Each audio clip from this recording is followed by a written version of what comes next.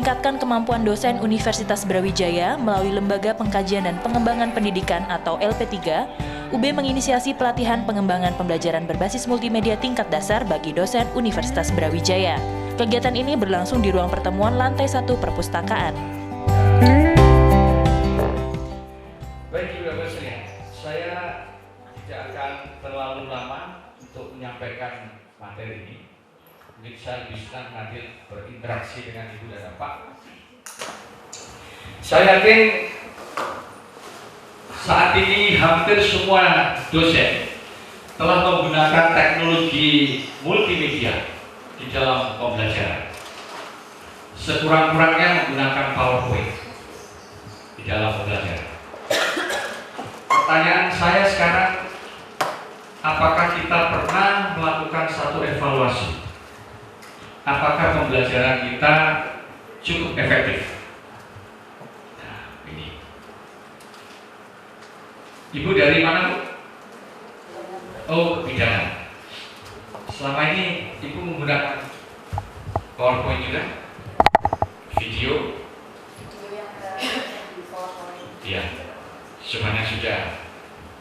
Pernah kemudian melakukan evaluasi? Evaluasi pembelajaran secara umum sudah, tapi kalau untuk media sendiri, tapi ada komponen yang memang menanyakan media. Ya. Evaluasi kemahasiswaan. Kira-kira efektif atau enggak sekarang dengan menggunakan PowerPoint pada era kalau dulu mungkin hanya sedikit orang yang menggunakan, tapi sekarang hampir semua mahasiswa pasti sudah menggunakan multimedia. Tidak sesuai, tergantung dari apa kesesuaian dengan tujuan pembelajaran. Kira-kira yang mana yang selama ini menggunakan PowerPoint? Kalau di pidana kan banyak teori praktikalnya, Ya. banyak demonstrasi. Iya. Jadi dengan video saja sebenarnya itu tidak bisa secara maksimal bisa membantu mahasiswa. Ya. Baik, ini khusus yang menyangkut banyak mengenai praktikal. Tidak semuanya bisa kita gantikan dengan multimedia. Tetapi multimedia ini kekuatannya justru kepada imajinasi. Jadi kalau di sini kita melatih orang untuk kreatif, memang yang awal-awal harus kita berikan. Justru kemampuan seseorang berimajinasi. Ya. Tentu tidak hanya itu.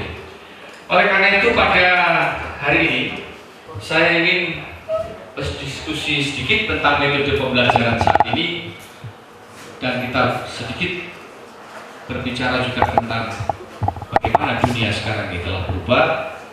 Kemudian kita tengok ICT dalam pembelajaran, kemudian kita lihat bagaimana pembelajaran dan instruksionalnya, kemudian kita tutup dengan diskusi. Nah, Ibu dan Bapak sekalian, saya masih banyak sekali menyaksikan para dosen sekarang ini kalau mengajar masih lebih terfokus kepada bagaimana memindahkan atau mentransfer ilmu pengetahuan dari dirinya kepada mahasiswa. Sebagian besar masih demikian. Saya melihat kelas yang ada di Universitas Brawijaya susunannya ya seperti ini. Jarang saya melihat kalau masuk ke kelas kursinya dalam posisi yang tidak teratur. Ini menunjukkan sampai hari ini sebagian besar masih belum berubah. Kita masih seolah-olah menjadi satu-satunya sumber belajar. Kita melupakan bahwasanya mahasiswa sekarang sudah punya dosen yang tersedia waktunya 24 jam. Kalau kita lihat Bapak menyediakan waktu berapa jam?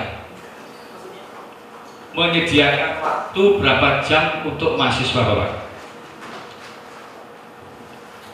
Rata-rata.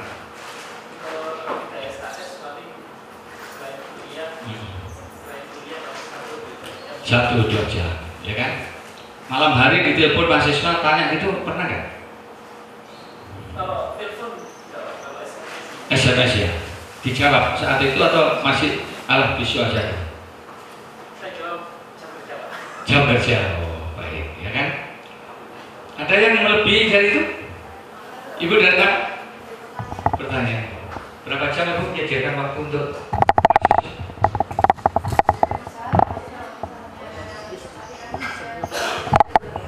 ya? Kalau mendesak, contohnya mendesak itu apa? Tugas. Jadi hanya masalah informasi saja. Kalau menjelaskan itu bersedia?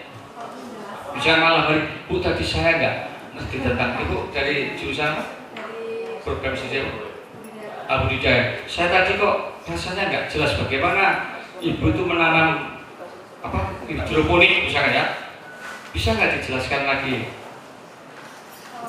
Mereka misalkan tiba-tiba jam 7 malam atau jam 8 malam tanya pada Ibu bersedia menjawab nggak? Bisa, saya kan nggak tahu Ibu longgar apa enggak ya jam sekian itu. Enggak ya? Oke, baik. Ibu dapat sekalian, ternyata hampir semua yang saya tanya jawabannya selalu klasikal.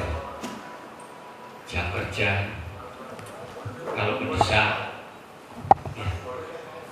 Jadi peran kita sebagai dosen sekarang ini sudah kalah dengan yang namanya Profesor Google, yang dia menyediakan waktunya 24 jam. Ibu mau bangun jam berapapun, tanya penjelasan apapun, bisa diperoleh jam. Mau bangun jam 1 dari kebijakan, wah bagaimana caranya menangani bayi kelahiran yang abnormal, dijawab sama Google. Oleh karena itu peranan dosen kita sekarang ini untuk apa dia? Hanya kasih nilai ya? Saya takut nanti jangan-jangan suatu hari terjadi suatu perubahan paradigma, bahwa Google akan membuat satu sistem sekolahan langsung online, sehingga para dosen ini menghadapi ancaman di pensiun, ya kan? Ya, perguruan tinggi tertentu loh, untuk apa saya mempekerjakan dosen kalau waktunya hanya sempit? Sementara Google murah, komplit, ya kan? Tinggal mengisi yang lain-lain aja. Coba Ibu imajinasikan hal seperti itu. Tantangan dosen kita sebetulnya bukan hanya sekedar bagaimana memperoleh sertifikat dosen, JADOS. Itu yang kita sebut sebetulnya profesionalisme. Tetapi sampai hari ini masih banyak yang tidak sadar bahwa kita sebetulnya harus melayani mahasiswa dengan sedemikian rupa. Tentu ini menjadi pertanyaan, apa yang harus kita siapkan? Ini alhamdulillah di sini mungkin bervariasi. Saya kira kita hanya tidak sekedar hanya menggunakan PowerPoint, ya, tetapi yang lebih bagaimana paradigma kita ini justru bisa kita ubah mindset. Sekarang kalau boleh saya, ya dosen-dosen barangkali sudah nggak perlu menyiapkan PowerPoint seperti awal-awal, karena hampir semua materi ada di Google, ya, hampir semuanya. Lalu mahasiswa seringkali di kelas tidak berinteraksi, dia lebih suka bermain gadget sendiri. Itu yang terjadi. Padahal kita disuruh menggalakkan student active learning. Apalagi kalau kita hanya memindahkan pengetahuan tanpa menggali potensi dari mahasiswa. Ini yang akan kita khawatirkan. Barangkali Ibu dan Pak sekalian juga pernah membaca tulisan Renald Kasali.